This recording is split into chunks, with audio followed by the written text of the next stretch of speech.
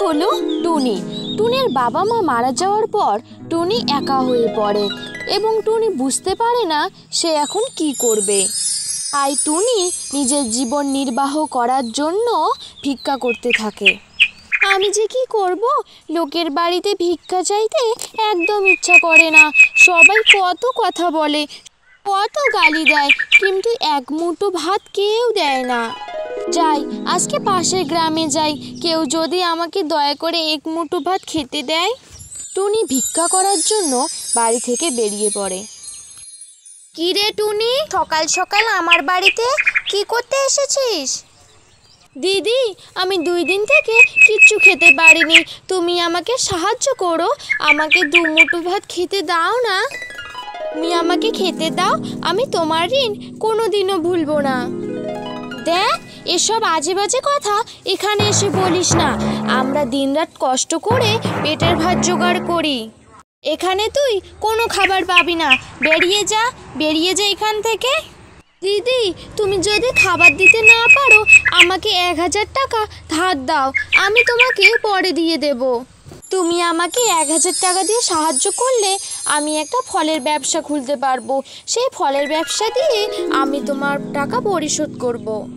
দেখ টুনি, আমি তোকে কোনো পয়সা দিতে পারবো না, তুই এখান থেকে বেরিয়ে যা। টুনি সুন্দরী টুনির বাড়ি থেকে বেরিয়ে যায়।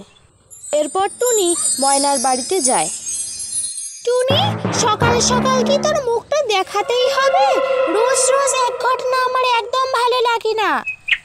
ময়না দিদি, রাগ করো না, তুমি আমাকে কিছু খেতে দাও না। ময়না দিদি, আমি 2 দিন থেকে কিচ্ছু খেতে পারিনি। এখানে কি তুই মামার বাড়ির আবদার পেয়েছিস বল তো? এখানে আমরা সরাইখানা খুলেছি। হ্যাঁ, যা যা, এখান থেকে চলে যা বলছি, আমি তোকে একটুকু খাবার দেব না।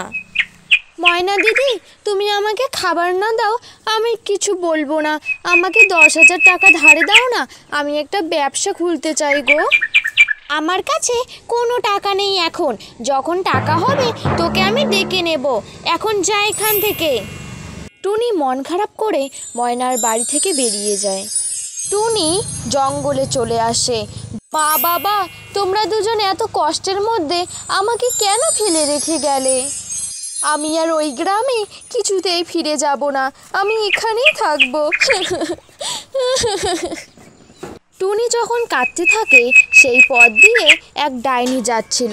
সে টুনিকে দেখতে পায়। কে এইভাবে কান্না করছে? যাই তো ওর কাছে যাই। কি হয়েছে তোমার? তুমি এইভাবে কান্না করছো কেন? এই কে কে তুমি?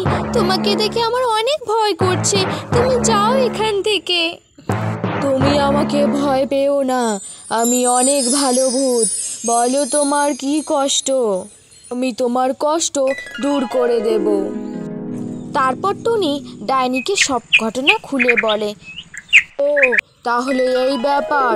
টুনি, আমি তোকে টাকা পয়সা দিতে পারবো না, কিন্তু আমি তোকে একটা ফলের দোকান দিতে পারি। কোচবিহারের রাজবাড়ির পাশেই একটা ফলের দোকান আছে, সেই দোকানটা আমার ছিল। আমি এই বনে ঘুরতে এসেছিলাম, হঠাৎ করেই আমার হার্ট অ্যাটাকে আমি মারা গিয়েছি। আমার আপন বলতে কেউ নেই, কিন্তু দোকানটা পড়েই আছে, সেখানে আমার মায়া জমে আছে। আমার দোকানটা তুই যদি চালাতে পারিস তাহলে আমি অনেক খুশি হব। হ্যাঁ ডাইনি বুড়ি, আমি অবশ্যই তোমার দোকান আবার চালু করব। আচ্ছা, তোর কথা শুনে একটু আমি শান্তি পেলাম। দোকানটা অপরিষ্কার পড়ে আছে, তুমি যাও পরিষ্কার করে ফলের দোকানটা চালু করো। যাচ্ছি বুড়িমা।